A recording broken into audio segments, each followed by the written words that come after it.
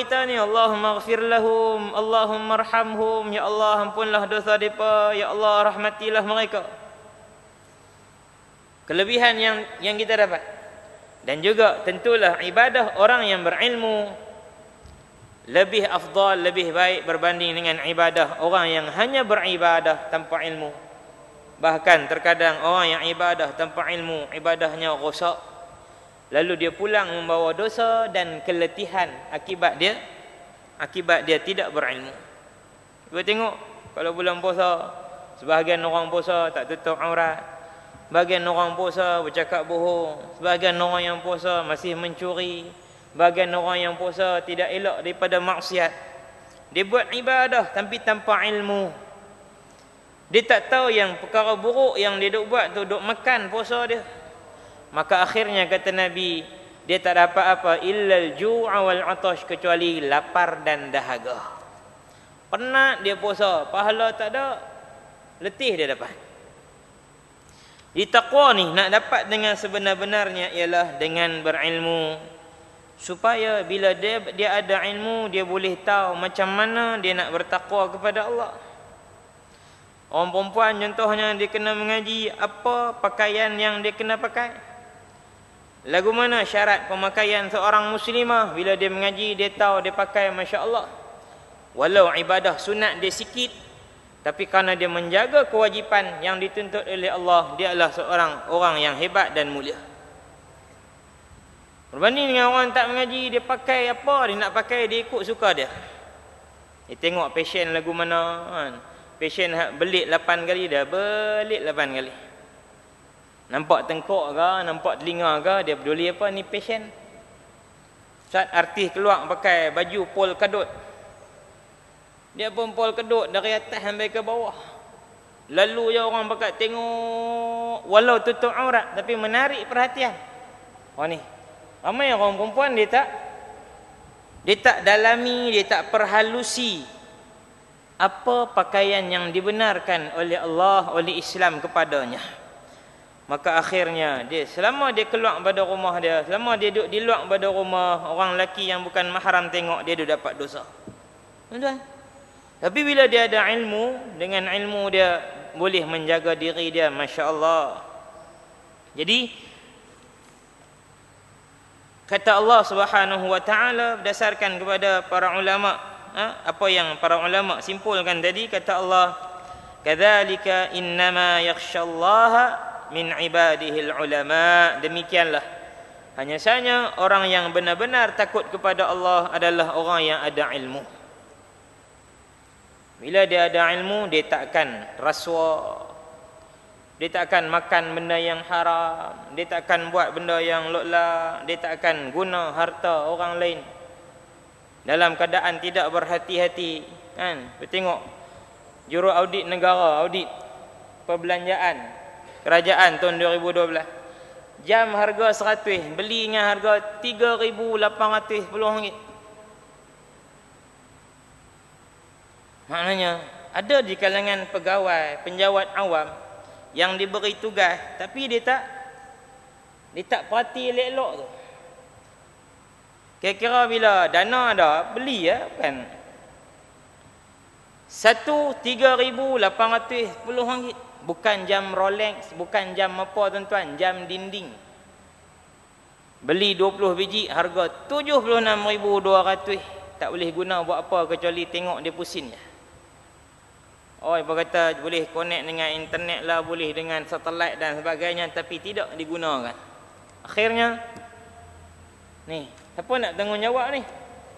Sedia 2,000 je, 20 biji, 100 kali 20, 2,000. Terlajak sampai 76,000 ni apa cerita? Beli kereta 2 biji. Oh ni, sebab apa? Ilmu yang kurang, maka dia tidak takut kepada Allah Subhanahu wa taala. Baik. Yang kedua, istifadah ataupun pemahaman yang dikeluarkan oleh para ulama daripada hadis ini ialah, bila berlaku dosa, taubat mesti didahulukan berbanding dengan yang lain. Buat salah, kita tahu kita buat salah atau kita tak buat salah. Tak gaduh tunggu orang main tegur kita ni hang salah ni. Kita tahu. Sama ada kesalahan itu berbentuk pelanggaran undang-undang manusia atau undang-undang Allah, kita tahu. Bila kita tengok yang haram, kita sedang aku tengok benda tak elok. Bila kita bercakap yang tak elok, kita sedang kita bercakap yang tak elok. Maka Nabi minta supaya kita bersegera taubat sebelum kita pergi buat benda lain. Kerana menangguhkan taubat adalah dosa setelah kita buat dosa. Kata Al-Imam Al-Ghazali, ta'jilut taubati minadz dzambi dzambun, ta'jilut taubati minadz dzambi dzambun. Menangguhkan taubat kerana dosa adalah dosa yang kedua setelah kamu berdosa. Moga-moga Allah buka hati kita untuk segera bertaubat. Payah dah orang Melayu ni nampak taubat ni payah. Dia kena bangun tengah malam, pergi raya seorang-seorang ke, kena tahajud dulu ke. Nah, taubat cukup senang. Kita terang dah Allah buka pintu rahmat Allah, pintu taubat Allah waktu siang, supaya orang yang buat salah waktu malam boleh taubat siang. Malam pula Allah buka pintu taubat supaya orang yang buat salah di waktu siang boleh bertaubat di waktu malam. Kira-kira dengan melakukan kesalahan terus kita baca astaghfirullah, atau dalam bahasa kita, ya Allah ampunkanlah dosa aku. Habis. Kemudian tak usah tengok lah. Ni sambil tengok astagfirullah, astagfirullah, astagfirullah. Jangan TV 9 ni buat apa? Halaqah ni, halaqah dengan ustaz. Apa Haslin lah dengan ustaz apa Syed apa Nur Hisham. Mai tang nak berehat, dia kata berhenti istighfar seketika. Kita pun tak apa, istighfar, astagfirullah. Rupanya dia ubat ketiak, tak pergi krim pencerah tengkok. Dia tunjuk habis. Boleh ke sambil duduk istighfar tengok iklan lagu tu kan, cukup bulu betih lah apa duk lulak dalam TV. Punya lulak hamba patut suruh kami istighfar, nak tunjuk iklan. Hang tunjuklah iklan bab Islam sikit, dah orang duk tengok rancangan Islami. Tu kata TV ni. Saya cukup inti masalah ni. Tak, TV ni dia orang hak duk atok rancangan tu dia tak cerdik. Rancangan Upin Ipin dia boleh bubuh iklan. Tu iklan sabun mandi, iklan baju dalam perempuan, iklan apa nak cerahkan kulit dalam tempoh 1 minit. Boleh ke haji? Pakai krim terus boleh keluar dating. Tadi nampak gelap sikit, lah cerah dah. Tak ada orang gelap lah tu dalam negara kita kalau krim tu cukup hebatnya.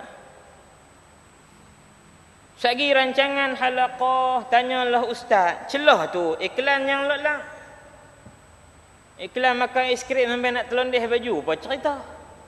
Ambohlah iklan pi haji ke, iklan apa? Iklan yang Islamik sikit awak tak torah nak buat iklan yang Islam sikit. Ni masalah.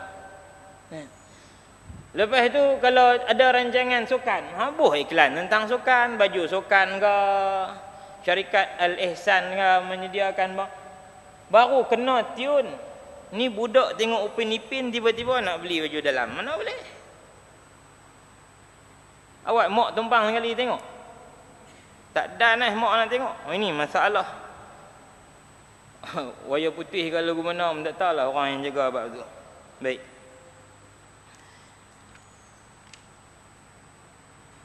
Yang ketiga, jadi segera bertaubat dan jangan menangguhkan taubat.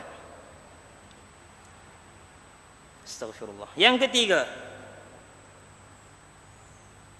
cahaya ketaatan akan menghapuskan kegelapan maksiat. Iaitu ketaatan bila kita buat, dia akan menyinari anggota badan kita dengan cahaya yang akan menghalang kita melakukan maksiat. Atau kalau terjebak pun, terjebak dalam benda-benda yang kecil. Orang yang beriman, kalau tak tinggal solat, kalau rajin ke masjid, suka solat jamaah, kemungkinan berlaku salah. Tapi salah dia yang kecil-kecil. Benda yang agak berat, yang besar, dia langsung jadi tak gamak. Bahkan sangat takut nak buat. Tapi orang yang tidak ada ketaatan, tak buat ibadah, mayang tinggal, kok suka nak pakai baju lagu mana, yang ni dia tak rasa apa. Dia tak mayang, dia tak rasa apa. Bahkan dia tengok orang sedang solat, dia tak solat, dia tak rasa apa. Dia tengok orang lalu depan dia pakai tudung labuh tutup dengan sempurna, yang dia nampak betih, nampak tengkok, lengan nampak. Dia tak rasa apa. Bahkan duk tengok depa ni apa sampai kurung sampai ke semua. Dia nampak lagu tu. Kerana apa? Cahaya ketaatan telah terpadam. Maka menyelubunginya oleh kegelapan maksiat. Wal iyadu billah. Kerana itu Nabi sebut wa atbi'is sayyi'atal hasanata tamhuha. Buat salah terus basuh dengan kebaikan, maka kegelapan itu akan diusir oleh cahaya ketaatan. Bayangkan kalau kita baca Quran, lepas baca Quran, gamak ke mulut yang tadi baca kalam Allah, tiba-tiba nak pergi mengumpat orang, nak pergi cakap bohong, nak pergi maki orang. Gamak ke yang mulut kamu tadi menyebut Bismillahirrahmanirrahim, yang membaca ayat-ayat Allah yang maha hebat? Tentu tak gamak. Sangguppah pandangan mata kamu yang tadi melihat ayat demi ayat, surah demi surah, menatap pula maksud ayat tadi, apa tafsirannya? Tiba-tiba mata itu setelah melihat Al-Quran, dia pergi tengok pula aurat orang, dia tengok pula keaiban orang lain, dia melihat keburukan orang lain. Maka tentu orang yang buat ibadah, anggota badan dia terjaga. Kakinya yang melangkah ke masjid, takkan turun-turun masjid gamak kaki ni nak bawa dia pergi langkah tempat-tempat tak elok. Tentu tak gamak.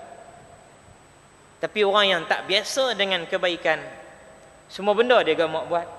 Hadis wala haraj, orang Arab kata, sebutlah apa pun tak ada masalah, dia akan buat.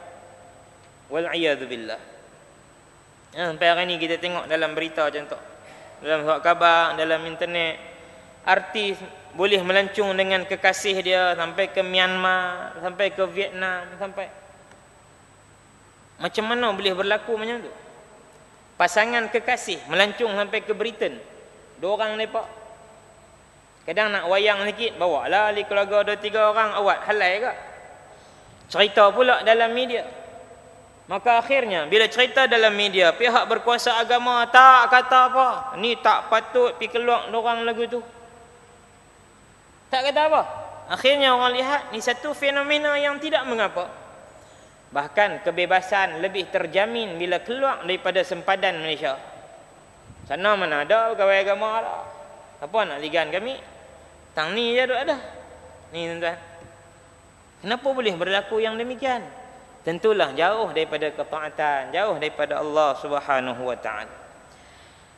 Baik, seterusnya, akhlak yang baik dan mulia itu adalah asas tertegaknya tamadun kemanusiaan yang hebat. Tu Nabi kata apa? Innama bu'ithtu liutammima makarimal akhlaq, dalam riwayat lain mahasinal akhlaq. Hanya saja kata Nabi, aku ni diutuskan untuk menyempurnakan, maknanya nak bagi elok lagi akhlak-akhlak yang mulia.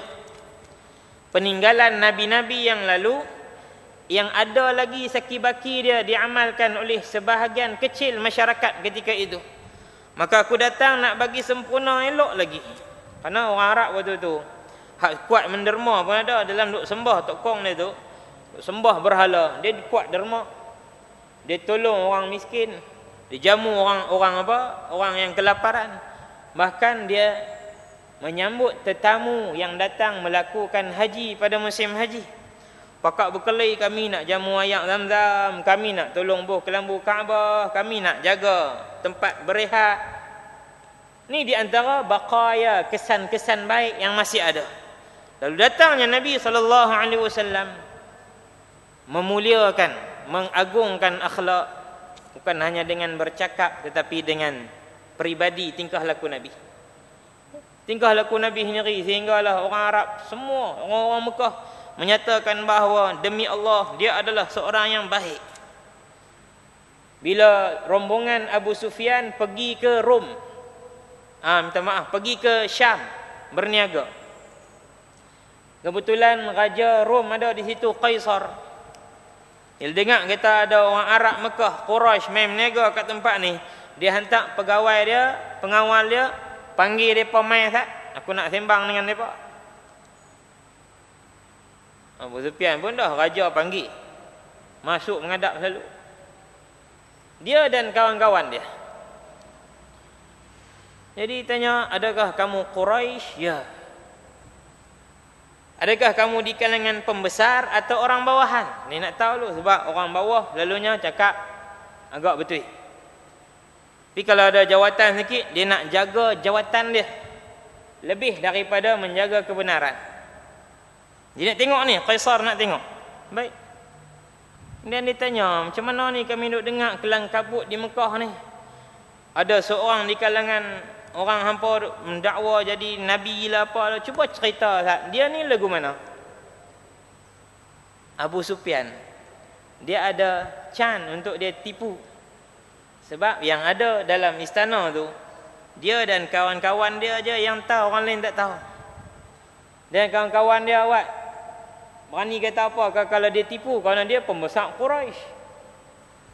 Tapi dia memilih bercakap benar. Bila Kaisar tanya, laki ni siapa? Man hadzal rajul? Laki ni siapa yang hampa duk perang dia ni pasal apa? Abu Sufyan kata, demi Allah, lelaki ini adalah seorang yang mulia dari keturunan yang mulia. Seorang yang sangat amanah, tidak pernah berdusta. Banyak membantu orang lain, disenangi. Dia cerita semua pasal Nabi. Lain kali Kaisar tanya, habis itu awak hampa perang dia, awak hampa lawan dia, awak hampa sakiti dia? Dia kata, itu hal lain, hal nenek moyang, adat yang kami terpaksa pegang. Maknanya dalam dia duk buat Nabi, dia kena akui Nabi memang seorang yang baik. Walau di hadapan orang asing yang tak tahu langsung Nabi, dia memilih bercakap benar. Kerana memang Nabi macam tu. Dia tak tambah sikit pun, dia tak berkurang sikit pun. Itulah Muhammad sallallahu alaihi wasallam. Maka akhlak yang mulia adalah asas kepada terbangunnya tamadun kemanusiaan, apatah lagi tamadun Islam. Kalau manusia pun boleh menjadi hebat dengan akhlak mulia, tentulah Islam akan lebih kelihatan kalau orang Islam berakhlak mulia. Cara bercakap, cara melayan orang lain, cara kita bekerja. Cuba tengok kesan audit negara yang dibuat oleh Tan Sri Amrin Buang ni. Oleh kerana penjawat awam hampir 90% atau 85% adalah orang Melayu Islam. Kementerian yang terlibat kebanyakannya menteri-menteri dia Melayu Islam. Apa kesan dia di situ? Bukan Islam melihat orang Islam tak telus, tidak amanah. Bahkan saban tahun dikeluarkan audit negara ni. Kita 2010 dulu satu batang pen harga RM30. Bukan pen yang mahal tu, yang untuk digunakan tanda tangan tak. Tapi hanyalah pen kilometriko yang harga berapa kupang sahaja. Satu mesin blender dibeli untuk air KM, harga dia 1,000 lebih. Tindakan dia mana? Tak ada. Apa saranan dia? Lepas ni hendaklah lebih berhemah. Itu je saranan dia. Tahun ni baru kalut lagi bila desak, SPRM dah tubuh dah jatuh kuasa. Tak tahulah sampai tang mana apa siasat, adakah akan mendapat keadilan ataupun tidak. Wallahu a'lam. Ini nampak buruk siapa? Kita Islam. Kita Islam, subhanallah. Maka akhlak yang dipamerkan oleh kita orang Islam akan mengangkat Islam itu. Memang Islam itu mulia, tapi bila orang Islam melakukan kemuliaan, Islam itu akan dipandang pada haknya yang sebenar. Baik. Di antara akhlak-akhlak yang mulia itu, kata Allah Subhanahu wa taala, khudhil afwa, hendaklah kamu sering memaafkan. Kena selalu memaafkan. Wa'mur bil urfi, kena suruh buat baik. Ni akhlak tuan. Bukan akhlak tengok orang buat jahat, kita tunduk jalan belah balik. Tak apa. Alhamdulillah aku tak buat. Tak. Itu bukan akhlak. Itu melarikan diri daripada akhlak yang mulia. Akhlak yang mulia pergi tegur dia. Tegur dia. Apa salah dia, apa masalah dia, tak ada. Saya pernah tengok ada seorang budak lelaki dengan budak perempuan. Parking motor tepi sungai, belakang sama belakang bertemu. Lelaki tengok kot sungai, yang perempuan ni tengok kot jalan. Ada orang lalu penyum, tak berhenti. Seorang lagi lalu perum, tak berhenti. Saya lalu-lalu terlajak kat bawah, parti balik tengok, tengok jalan orang duk lalu lalang ni, tapi dalam kampung, ialah tepi sungai. Kita pergi tanya. Tak salah apa? Kalau kita balik tu salah. Tanya minta maaf, hampa mai dari mana? Depa mula aku enjak sikit yang tadi duk rapat melekat. Mak mai dari kampung tu bang. Oh. Nikah dah ke? Tanya tu. Mula sengat dua-dua orang. Kalau tak menikah lagi pi baliklah. Saya ni mungkin saya tegur dengan mulut lah. Saya takut orang kampung lain mai dia tegur dengan kayu lah apa masalah. Gempak habislah. Start motor balik. Selesai. Depan kita tak nampak dah maksiat tu. Kalau dia nak pergi lencong kot lain pula, yang tu hak dia nak buat. Allah akan hisap dia. Tapi kalau semua pakat lalu tak kata apa. Taman Jubli contoh. Bawa anak-anak pergi main. Kadang saya main tang-tang tu. Lagi ada kuliah kot ni, pergi tang tu, balik mandi kat sekolah, pergi kuliah. Kadang kita pun malu, anak-anak duk ajak selalu, sekali dia pergi seronok lah dengan longsok baru lah apa semua. Ada sepasang duduk menyandang hang aku, syak letak kepala aku kat hang, kepala hang kat aku. Semak perut kita. Kalau bahasa lolak aku nak pergi terajang dah hamba. Tapi kita bukan kuat sangat. Jadi petendang kita balik teruk. Orang punya ramai ni, siapa pun tak tegur. Saya ambil keputusan aku tak mau tegur agak, cuma ambil anak je balik. Betapa keadaan masyarakat ni. Keadaan masyarakat hampir macam tu. Tapi kita menyesal, awaklah kalau hampir tegur sikit apa masalah. Tapi kerana bebannya orang ramai hari ni, tak ambil peduli langsung tentang menyuruh kepada kebaikan, mencegah kemungkaran. Itu hasilnya yang berlaku. Hasil yang berlaku. Ambil periksa PMR setelah bersalin. Bicara soal gebak itu. Periksa PMR dalam wad bersalin. 15 tahun. Kes dia apa? Dia hidup yui sana yui sini dengan jantan tu. Siapa pun tak kata apa. Oh, elok mengandung, saya merasa bersalah lah, mak saya malu lah. Ya. Sebelum tu, kenapa tidak ada perasaan? Kenapa tidak ada teguran, tidak ada larangan, tidak ada suruhan? Sebab itu Allah suruh, wa'mur bil 'urf wa a'rid 'anil jahilin, dan tinggalkanlah, berpalinglah daripada orang yang jahil. Orang kata kat kita, dia bukan orang yang ada ilmu, orang awam. Kalau main nak berkelahi dengan kita berkelahi apa dengan dia? Dia tumbuk kalau kita berkelahi dengan dia. Saya pergi tumbuk budak motor pergi langgar cermin kereta contoh. Kalau dia tumbuk balik dia. Orang main tengok. Orang tengok siapa dia?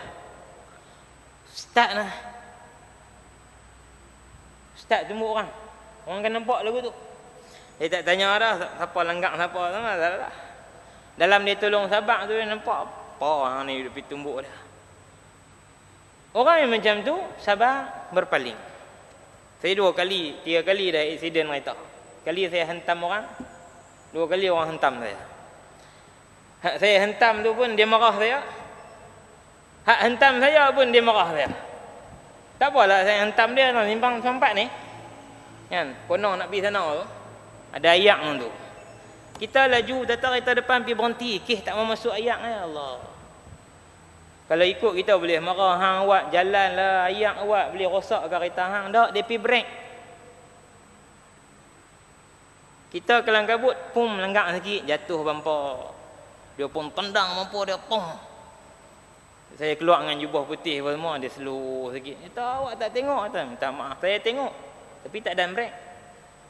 Buat lagu mana? Berapa? Jom kita pergi bayar. Selesai. Keli tang tu kata awak hang tak elok ayat lah apa, awak hang tak masuk dalam ayat apa, semua orang masuk dalam ayat. Awak hang tak reti ke? Duk keli lagu tu. Habis kita jadi lagu dia juga. Kali kedua, kita duk lalu elok tata dia cross mai.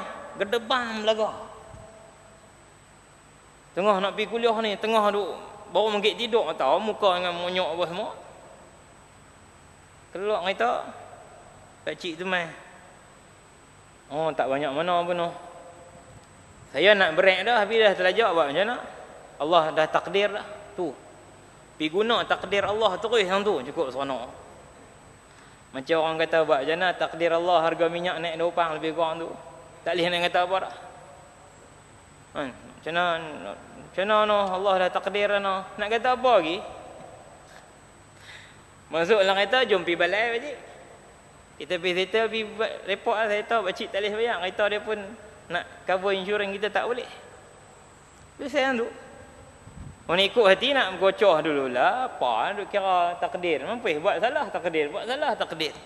Orang berzina pun boleh kata ni takdir Allah. Maknanya kena berhati-hati itu yang penting.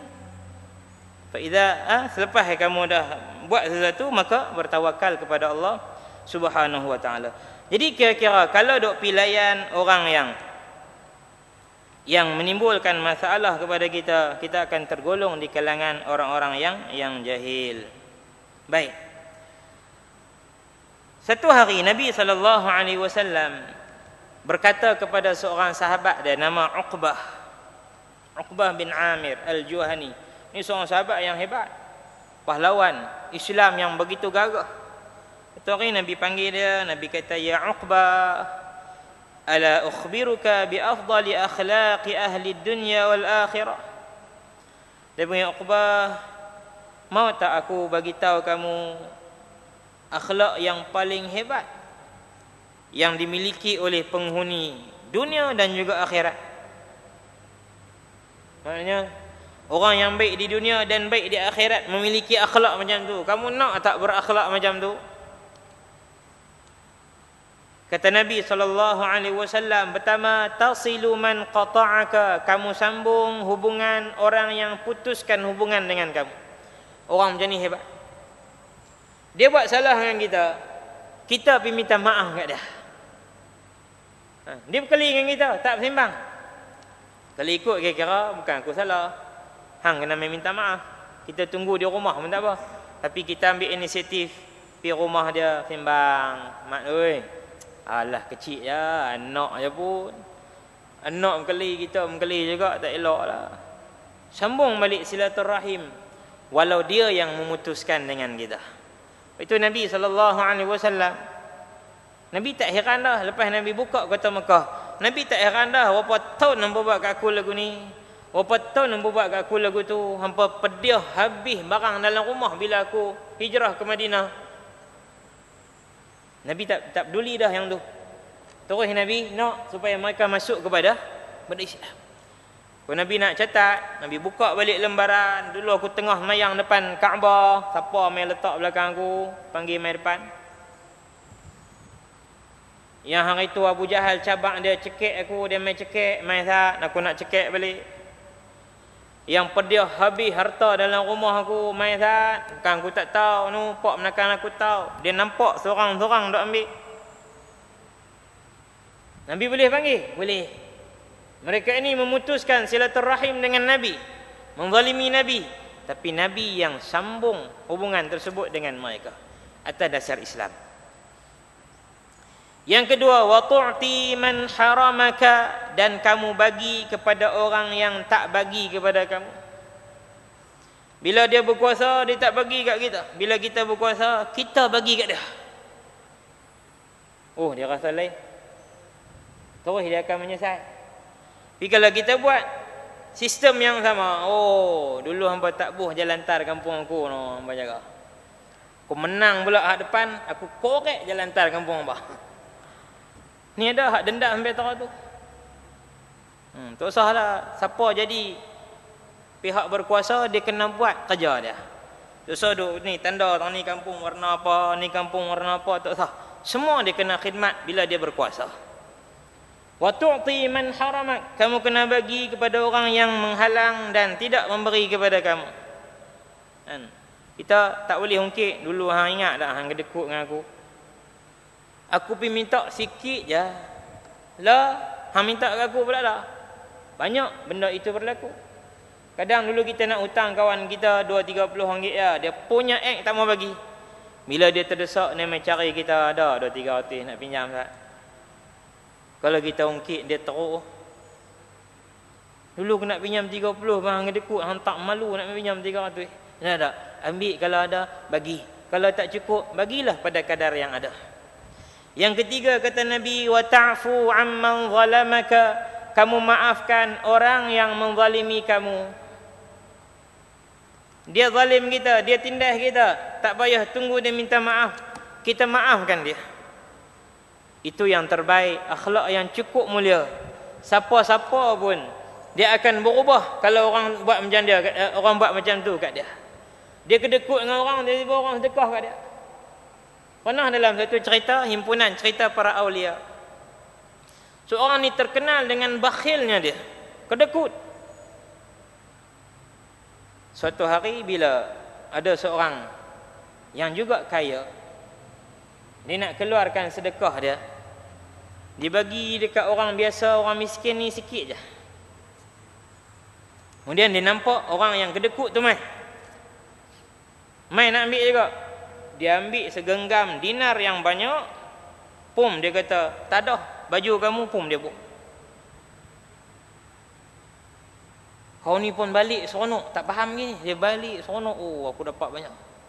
Sampai tengah jalan, orang hang dapat sikit ni tanya, hang tahu tak hang buat apa sampai hang dapat banyak? Kami ni dapat sikit, padahal aku lagi miskin pada hang. Dia kata, ni rezeki Allah nak bagi kat aku. Tak. Dia nak ajak hang. Hang tu jangan kedekut sangat.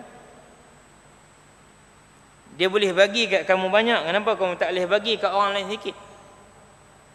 Dia pun terduduk, tersepuk, baru teringat, masya-Allah. Dia orang yang kedekut dengan orang, kita pergi sedekah kat rumah dia. 5 kali dah bulan puasa, biji karipak tak nak sampai rumah kita. Pakat-pakat satu taman, pergi hantar karipak kat rumah dia, tengok jadi lagu mana. Esok dia buat kenuri langsung. Ni tak sabar, tak sama tak apa, jom buka puasa rumah aku satu taman. Dia kena ajak lagu tu. Kalau orang lain buat tak tahu, tak mau bagi juga, kedekut tu suruh bagi kat dia. Sampai mati dia duduk kedekut tu lah. Tapi bila ada orang pergi mula buat baik, dia ni jenis tak mau minta maaf kat orang. Hang kalau berkeli dengan dia, hang tak usah peduli dengan dia. Tiba-tiba berkeli dengan dia, pergi peduli dengan dia. Kalau ada yang sakit, pergi ziarah. Kalau ada yang kematian, keluarga dia kita pergi tengok. Kalau dia susah, kita pergi bantu. Orang macam ni terus selop dengan kita. Bukan kita nak bagi besar diri kita tak. Pengajaran dan juga akhlak yang kita tunjukkan kepada dia. Di antara akhlak yang mulia lagi, berwajah manis walau kamu dalam kesedihan dan kesusahan. Kadang duduk tengah marah, senyum je lah. Senyum. Tapi dengan orang marahnya yang kita pergi renyih. Orang tengah marah kita pergi renyih, dia lagi marah lah. Kita pemain dia. Kita kalau kita marah, anak kita duduk gelak, tak boleh lah. Kalau dia serius, kita kena serius juga lah. Cuma kita ni dalam keadaan lagu mana pun kita balik rumah letih, masuk-masuk dalam rumah tu, orang rumah kita akan bertindak mengikut air muka kita yang pertama. Kalau kita suami balik kerja penat-penat, buka pintu, masuk, tengok isteri kita senyum, walau kita letih, waktu tu isteri kita seronok nak khidmat apa pun kat kita. Ni masuk-masuk gedebam pintu, beg gedebum dalam tu, masuk dalam bilik gedegang tu atas kata. Dia tak tanya apa. Malas aku layan orang tua ni. Jadi apa pula dah hari ni? Dia tak tanya. Balik rumah ngenuri. Kalau wajah tu berseri, orang puan tanya, makan apa tadi? Ibu bagi bunga telur ke, bagi coklat ke apa? Ni masuk-masuk buat kelat, buka TV sak kali, TV 1, TV 2, TV 3 sampai 6 kali balik. Dia pun tak kelapak nak tanya orang tua ni. Oh, basyasyatul wajh. Bersabar, merendah diri, semua yang kita duk mengaji dah. Dan juga akhirnya kata Nabi sallallahu alaihi wasallam, la tahqiranna minal ma'rufi syai'a.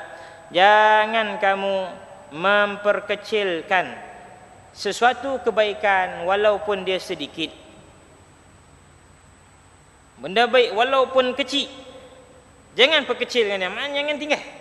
Walau an talqa akhaka biwajhin taliq, kata Nabi, walaupun kamu berselisih dengan kawan kamu dalam keadaan kamu bermanis muka, senyum. Selisih dengan kawan jabat, dia turun tangga, kita naik tangga. Kalau kita duk bilang tangga kita, dia bilang tangga dia, dua-dua tak jadi apa. Dia tengok tangga dia, kita tengok tangga. Tapi bila saling memandang dalam senyum, senyum cukup, tak ada tanya apa habaq ke apa. Itu adalah kebaikan yang kata Nabi, jangan abaikan. Di antaranya lagi, walaupun kau membuang seketul batu, halangan yang menghalang laluan orang Islam, walau kau membuang duri di jalanan, itu adalah kebaikan yang walau kamu nampak kecil, tapi sesungguhnya dia besar di sisi Allah Subhanahu wa taala. Ada satu hadis kata Nabi sallallahu alaihi wasallam, aku melihat ada seorang itu sedang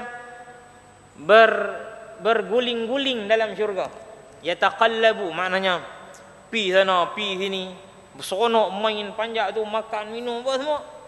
Kata Nabi, dia buat semua benda tu, dia dapat apa yang dia dapat tu hanya kerana dia pernah membuang satu halangan yang menghalang jalan atau laluan orang Islam. Subhanallah. Jadi kecil sangat je. Tapi bila yang kecil dia ambil berat, yang besar tentulah dia ambil berat. Tapi kalau kita yang remeh ni tak peduli,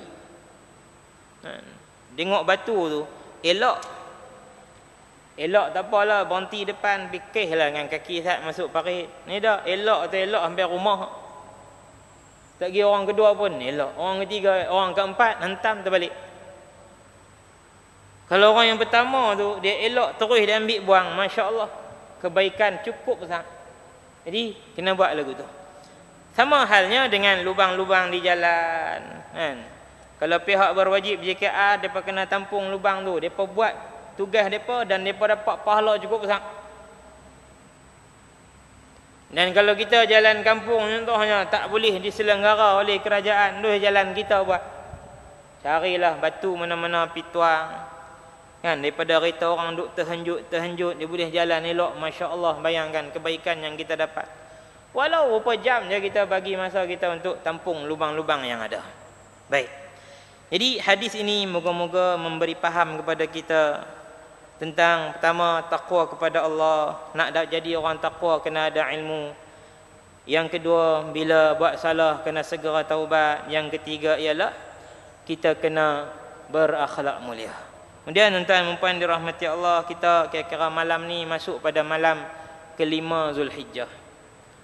Hari-hari Zulhijjah ni Allah sebut dalam Al-Quran, bahkan Allah bersumpah tentang kehebatan dia, wal fajri walayalin ashr, demi fajar dan 10 malam terawal Zulhijjah, seperti yang hampir disepakati oleh seluruh mufassir, para ulama yang menafsirkan ayat tersebut.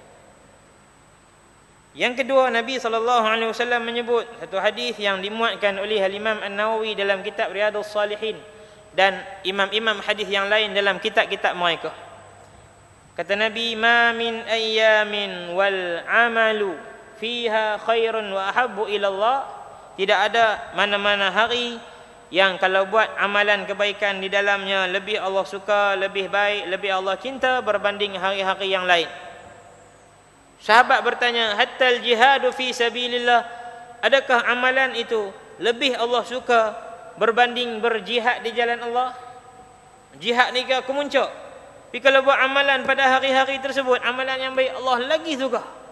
Kata Nabi, ya, jihad pun rendah sikit pada amalan baik yang kamu buat pada 10 terawal Zulhijjah, kecuali seseorang yang bila dia keluar berperang, dengan diri dia dan harta dia, lalu dia syahid, dia tidak pulang lagi dengan jiwa dan harta dia.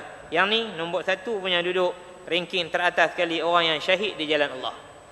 Tapi kalau dia pergi perang, dia menang, balik dengan diri dia, dengan harta rampasan, orang itu belum afdal lagi berbanding dengan orang yang buat amalan baik pada 10 terawal Zulhijjah. Maka Al-Imam An-Nawawi meletakkan tajuk dia puasa 10 terawal Zulhijjah. Ada ulama kata bid'ah ajaran ni, ajakan ini. Karena mana boleh cukup 10, hari ke-10 haram puasa. Macam mana pi ajak orang puasa hari 10 pertama Zulhijjah? Kata tak. Yang ni dalam bahasa Arab dipanggil mim babit taghlib. Nak abang kata umum dia lagu tu lah kan, bila kata sebulan, lalu orang nampak sebulan berapa hari? 30 hari. Walau terkadang 31, walau terkadang 29, walau terkadang 28. Tapi bila kata sebulan ni 30 hari, ni kata mimba bitaghlib, kebiasaan dia. Jadi 10 tu hari pertama sampai hari ke-9, kalau kita boleh puasa, puasa. Tiap-tiap hari sila. Tak larat tiap-tiap hari mungkin terabai tanggungjawab kerja, puasalah pada hari kita cuti. Hari Jumaat, Sabtu pun tak apa. Walaupun ada hadis yang melarang kita puasa tunggal, tapi kerana ada hadis yang lain membenarkan, terangkat larangan tersebut. Atau kita pergi puasa Isnin Khamis, masya-Allah lagi cantik. Dan terutamanya hari ke-9 Zulhijjah, iaitulah hari Arafah, sangat afdal untuk kita yang tak pergi buat haji puasa, kerana kata Nabi yukaffirus sanah. Puasa tu menghapuskan setahun dosa kita yang lalu. Yang kita buat setiap hari ni, di puasa nanti hari Isnin, jatuh pula hari Isnin, Allah ampun dosa kita sepanjang tahun. Masya-Allah, besar. Kemudian 10, 11, 12, 13 adalah Yaumun Nahar, hari menyembelih dan hari tasyriq, iaitu hari kemuncak buat haji, dan juga hari untuk kita buat ibadah korban, dan hari untuk kita bertakbir. Maka ada para ulama berdasarkan kepada hadis yang sahih menyatakan bahawa, dalam kitab fiqh juga menyatakan bahawa bermula pada fajar hari yang ke-9 pun kita sudah disunatkan untuk bertakbir. Cuma negara kita ni dia tak jadi adat, dia tak jadi biasa. Pernah kami nak buat di sekolah dulu, pernah buat ngaji, ada hadis. Tok Syekh kata tak apa, bila kita buat orang bertanya apa? Raya dah ke esok? Bukan cerita raya dah. Dia cerita dia ada hadis, talbiyah pada ataupun bertakbir pada hari Arafah, hari ke-9 Zulhijjah. Jadi kita takbir. Kalau tak mau jadi fitnah, orang tak tahu jenis hukum dari jauh ya. Takbir dalam rumah kita, orang kita apa masalah dia. Tapi kalau orang semua mengaji faham, terang dalam khutbah ke contohnya, boleh kita takbir di tempat yang umum. Namun yang paling sahih, yang paling kuatnya ialah takbir pada hari pertama, kedua, ketiga, keempat, dan boleh menyembelih sehinggalah terbenamnya matahari hari tasyrik yang ketiga atau hari yang keempat raya. Baik itu tuan-tuan, kita ni terbalik dalam menyambut raya Islam. Saya cek kalender dan saya tanya kawan-kawan yang kerja di Kuala Lumpur dan negeri yang lain, kami cuti 2 hari je. Sama ada yang cuti Isnin dan Selasa, ada yang cuti Selasa dan Rabu. Kalau saya kata balik seminggu sampai habis hari raya, hari raya keempat tu main kita nak sembelih kat sekolah. Itu je. Kerana raya Aidil Adha ni 4 hari. Ada ibadah tertentu. Bukan nak kata buat kerja tak ibadah dah. Cuma dia lupa lah. Kebesaran tu lupa. Hari raya Aidil Fitri ke, hari tu terandah sampai Zulqa'dah pun ada orang buat rumah tu buka. Cuti lama sekolah pun gantilah, kelang kabut mesyuarat. Cikgu kata ni kita nak ganti minggu ni. Kita ambil ni bagi penuh minggu ni. Kementerian pun bagi kelulusan yang nu sibuk dengan yang nu ni, nak persiapan yang ni. Ni tak ada kalau apa pun ada. Filem apa dah depa iklan dah. Tak ada filem apa iklan. Apa rancangan apa? Tak ada rancangan apa. Bukan nak suruh iklan filem juga kan. Cuma kerancakan itu tidak ada. Bab ibadah pun tak apa nak nampak. Walhal itulah hari raya kita yang sebenarnya. Maknanya Al-Hajjul Akbar tu, haji yang besar, perayaan yang besar itu ialah perayaan Aidil Adha. Hari kita kena berkorban. Korban ni besar. Banding dengan raya tak gaduh buat apa. Habis duit kot lemang ada ulak lah baru ni, macam-macam ni Allah azab kita dengan makanan. Makan kenuri mati, makan lemang mati. Kita ni mati kerana makan je. Orang di Afrika mati tak makan. Kita ni makan mati, makan mati. Moga-moga kita mati bukan kerana makan, insya-Allah mati kerana ibadah. Wallahu alam. Ya, soalan.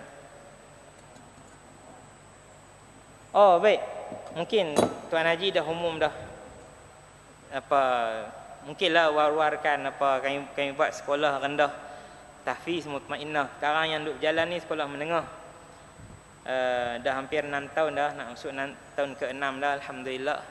Jadi pengalaman kok sekolah menengah ni nampak kira-kira kalau mula dari sekolah rendah lagi cantik budak tu, hafal Quran, lagi kemas, lekat elok, lagi makhraj dia elok, masya-Allah. Bahasa Arab dia pun akan lebih kemas. Jadi kami buat Quran dengan akademik gabung sekali. Kok sekolah rendah lelaki dan perempuan dekat juga dengan sekolah ada lah di kampung Matang Berangan, masuk ke masjid dalam sikit. Lah ni dah ada satu bangunan, duk naik bangunan yang kedua 2 tingkat. Moga-moga dan siap sebelum Januari dan dah duk tengah ambil pengambilan lah. Tak ramai dah pun, nak ambil satu kelas 25 orang saja, lelaki dan perempuan untuk darjah 1 dan darjah 2. Pokoklah ada cucu nak bagi jadi hafiz, ada anak kan, baru menikah pula ke, anak kecil lagi kan. Boleh. Dan sekolah berulang. Bukan berasrama penuh, ulang dari pukul 7.45 sampai pukul 2. Mereka mengaji semua, matematik, sains, bahasa Inggeris apa semua mereka mengaji, termasuk fiqh, tafsir, sirah, bahasa Arab, nahwu, semua mereka akan mengaji juga, dan termasuk Al-Quran mereka akan hafal. Paling banyak kami letak 12 juzuk untuk mereka dapat darjah 1 sampai darjah 6. Kalau dia mampu lagi pi sila. Cuma had paling minimum adalah 12 juzuk, nanti sambung pula menengah lagi 18 juzuk, insya-Allah. Itulah sedikit usaha, tak boleh nak ambil ramai 25 orang. Kalau banding dengan sekolah SK Pinang Tunggal, satu kelas 40 orang, darjah 1 duk ada 3-4 kelas. Satu sekolah 1000 orang. Kami 100 ya boleh tu. Cukuplah apa sedikit apa kemampuan itu, kira-kira tidak disoal oleh Allah kenapa tak buat. Wallahu a'lam. Assalamualaikum warahmatullahi wabarakatuh.